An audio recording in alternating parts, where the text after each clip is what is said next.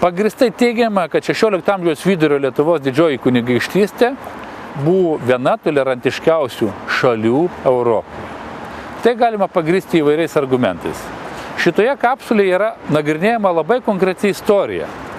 1557–1559 metais dabar nedidelėme Kražių miestelėje, o tuo metu vienoje Žemaitijos valdų gyveno du religiniai pabėgėliai iš Anglijos. Ir ne bet kokio, o tikrai susiję su karališka šeima asmenys. Tai buvo Kotryna Suffolko kunigaikštienė ir jos antrasis vyras Richardas Berti.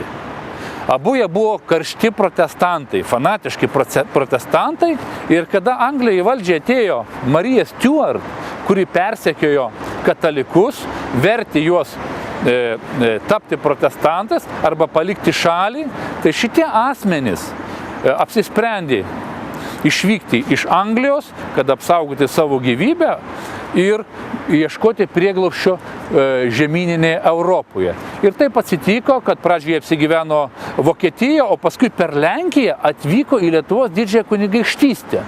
Neaiškinsiu tų aplinkybių, kaip tas atsitiko, bet jiems čia buvo surasta vieta Kražių valdoje ir jie čia beveik 2 metus laiko gyveno.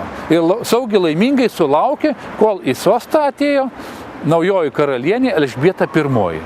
Kražiuose taip pat yra parašyti ir kai kurie laiškai Elžbietai I, iš Kražių jai buvo išsiųstos ir Kotrynos Suffolk dovanos.